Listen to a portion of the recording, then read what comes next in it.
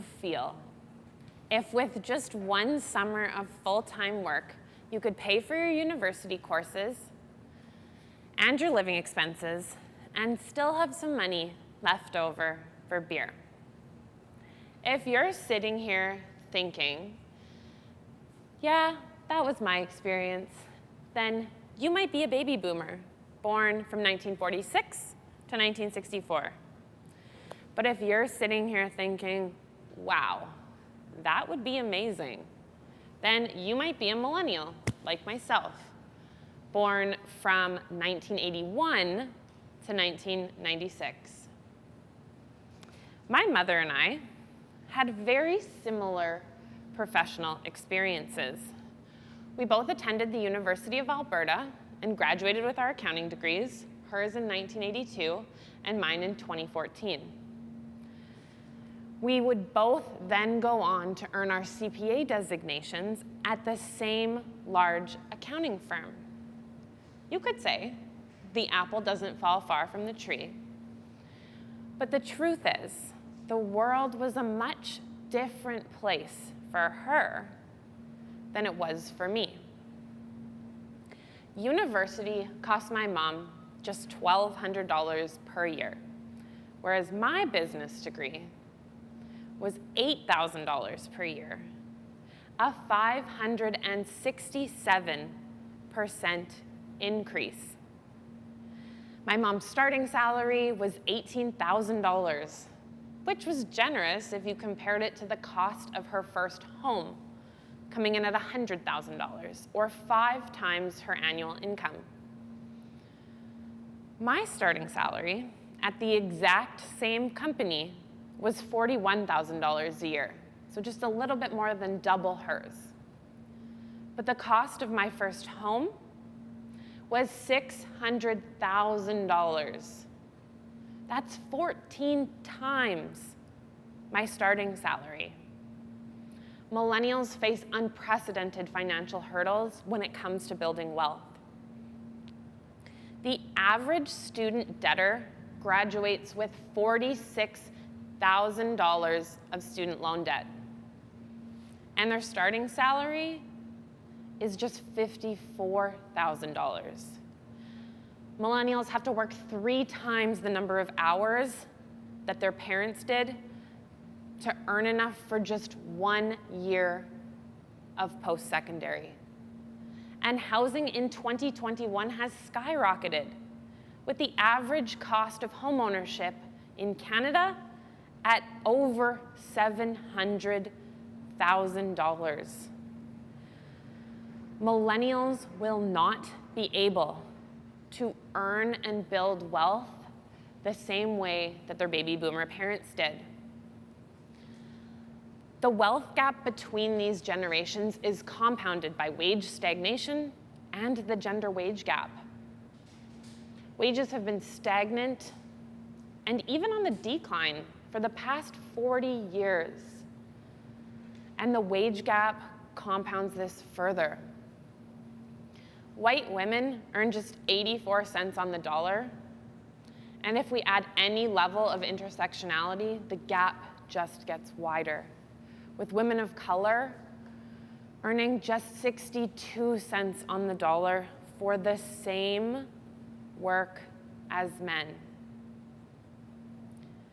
These economic factors are compounded by this notion of being self-made, not accepting any help from the outside, or pulling yourself up by the bootstraps. But what happens if you don't have any boots? Or your boots just aren't as big?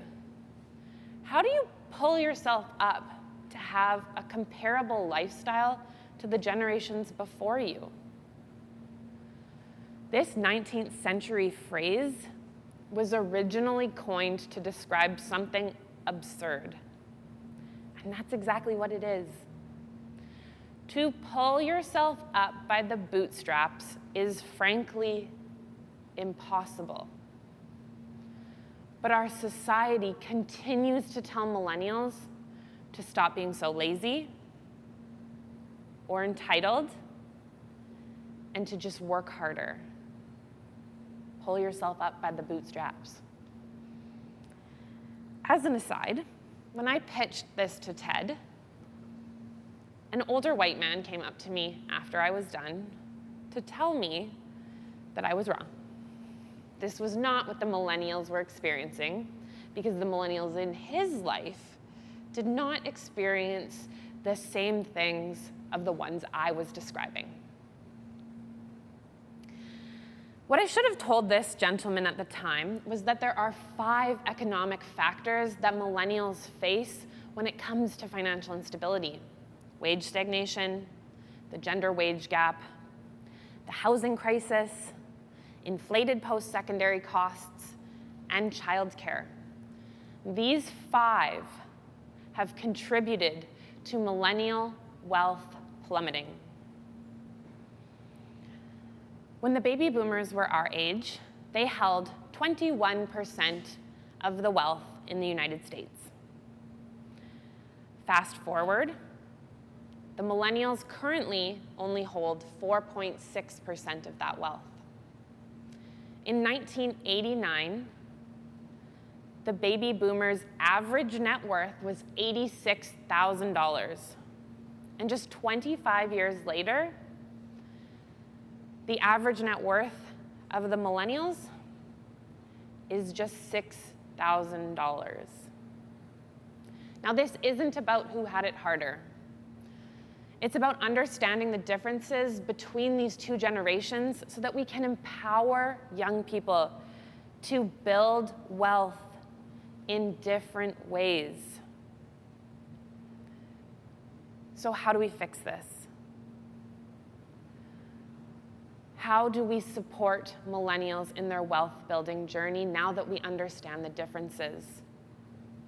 The road to financial stability is different today than it was 20 years ago. But there is a role for all of us to play in the wealth generation of the next generation. For my millennials, here are 2 things that you can do right now for your finances. Number 1, negotiate your salary. It can sound like something so small, but in actuality, even a small increase in your starting salary can mean hundreds of thousands of dollars later on in your career. Just a $5,000 increase can mean $750,000 over the course of your career. And number 2, investing. With housing prices being at an all-time high, the millennials aren't going to be able to see the same gains in the housing market that our parents did. We might not even be able to afford houses. But we can start investing. And not investing could mean giving up $3.3 million in potential gains. You can start with just a small amount, even as small as $25 or $100 to start your wealth building journey. And for my baby boomers, here are 3 things that you can do to support us as well. Number 1, building sustainable and accessible cities.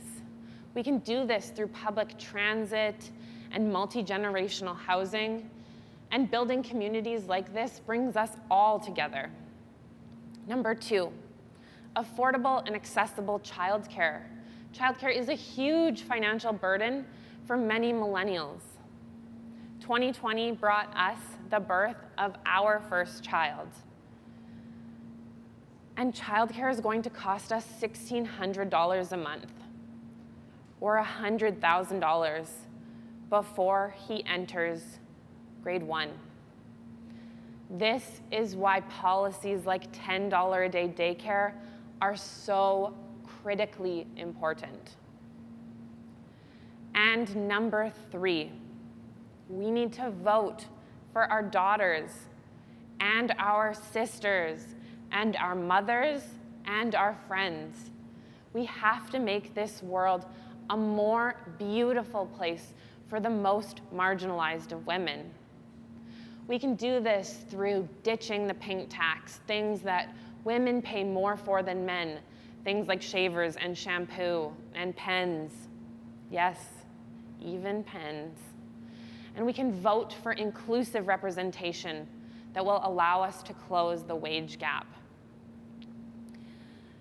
Building these policies into our community allows us to support wealth generation for the millennials so that they aren't left behind. Imagine a world where wages have kept up with inflation.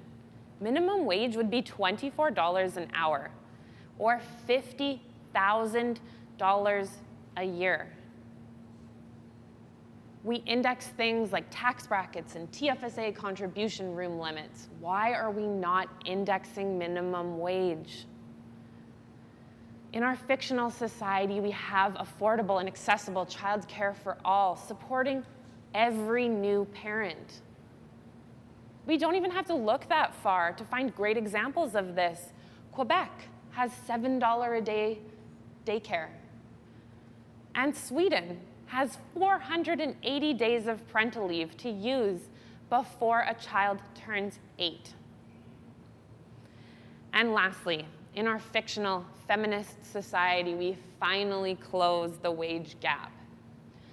We can do this through mandating that companies disclose fair and equal pay with daily fines if they fail to do so, like they do in Iceland. And we can ensure that women have access to their opposite sex colleagues' average compensation to ensure fair wages, like they do in Germany. We can build a society that doesn't leave the millennials behind. And we all want to build a society that is better for our children, one with less financial anxiety and less dread when it comes to managing our money. And right now, the millennials, they feel left behind when it comes to building wealth and having a comparable lifestyle to their parents' generation. But we can flip the narrative on how we build wealth. We can build a world and a society that supports the changes that have happened in the financial industry over the last 30 years. And in doing so, we will have a happier, healthier, and wealthier world. What if your children could attend university, be paid a living wage, and yes, still have some money left over for beer?